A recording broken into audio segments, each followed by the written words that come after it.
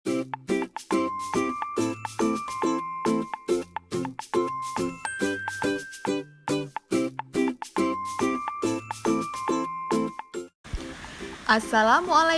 warahmatullahi wabarakatuh.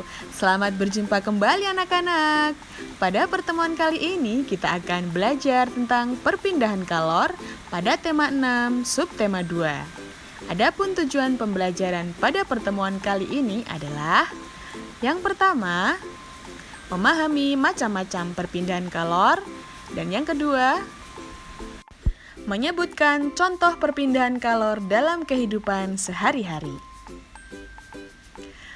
Tahukah kamu mengapa sendok yang dimasukkan ke dalam gelas berisi air panas, sendok tersebut menjadi panas?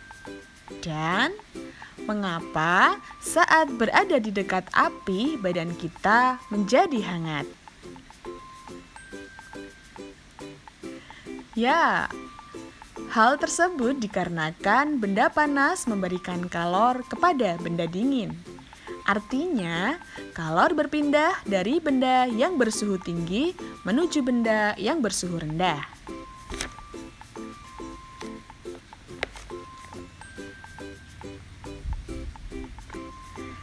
Macam-macam perpindahan kalor yang harus kalian ketahui adalah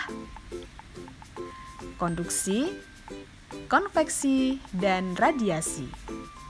Mari kita bahas satu persatu macam-macam perpindahan kalor tersebut. Yang pertama adalah konduksi.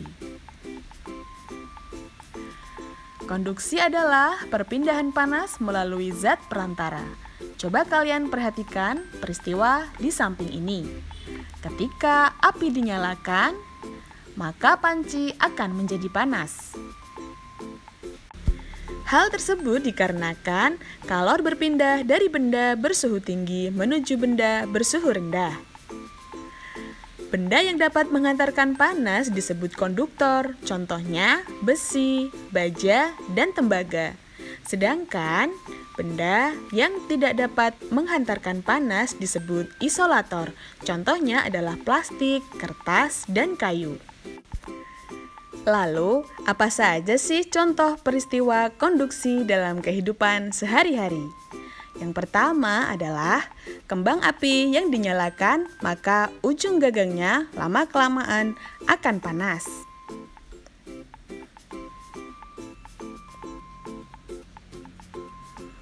Yang kedua, knalpot motor menjadi panas saat mesin dinyalakan. Selanjutnya adalah tutup panci menjadi panas saat dipakai untuk penutup air yang sedang direbus.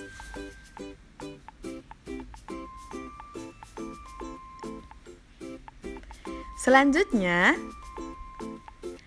ujung spatula yang memanas saat digunakan untuk menggoreng meskipun spatula tersebut tidak bersentuhan langsung dengan api. Selanjutnya adalah ujung sendok yang memanas saat digunakan untuk mengaduk gula dalam air panas.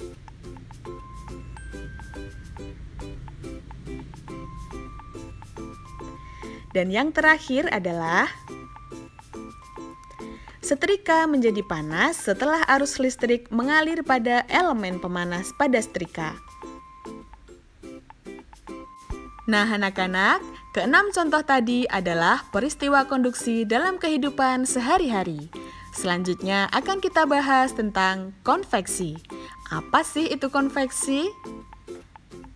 Konveksi yaitu perpindahan kalor yang disertai dengan perpindahan zat perantaranya. Zat yang menerima kalor akan memuai dan menjadi lebih ringan sehingga bergerak ke atas.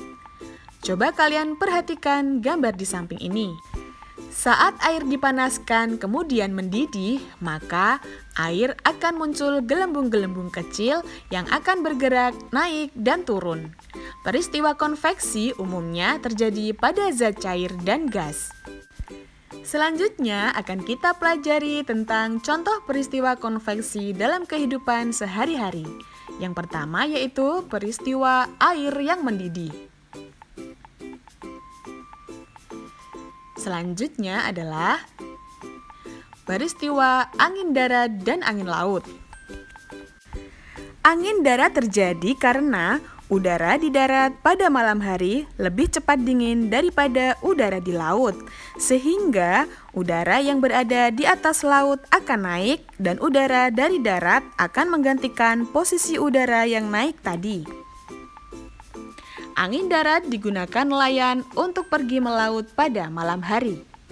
Sedangkan angin laut terjadi karena pada siang hari daratan lebih cepat panas dibandingkan di laut, sehingga udara di darat akan naik dan udara dari laut akan mengalir ke darat menggantikan tempat udara yang naik tadi. Angin laut digunakan nelayan untuk mendarat pada pagi atau siang harinya.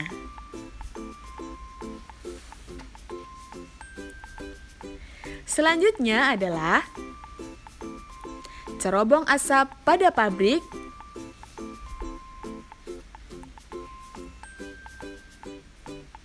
dan yang terakhir adalah balon udara yang selalu bergerak naik ke atas. Nah anak-anak, keempat peristiwa tadi merupakan contoh peristiwa konveksi dalam kehidupan sehari-hari. Selanjutnya akan kita pelajari tentang radiasi.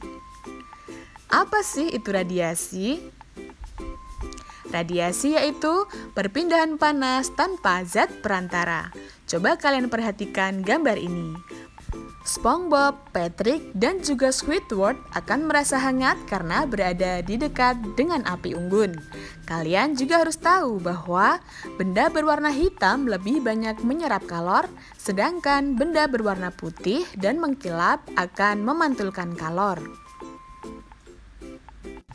Selanjutnya akan kita pelajari tentang peristiwa sehari-hari yang berkaitan dengan radiasi. Yang pertama adalah badan terasa hangat saat berada di dekat api. Contoh selanjutnya adalah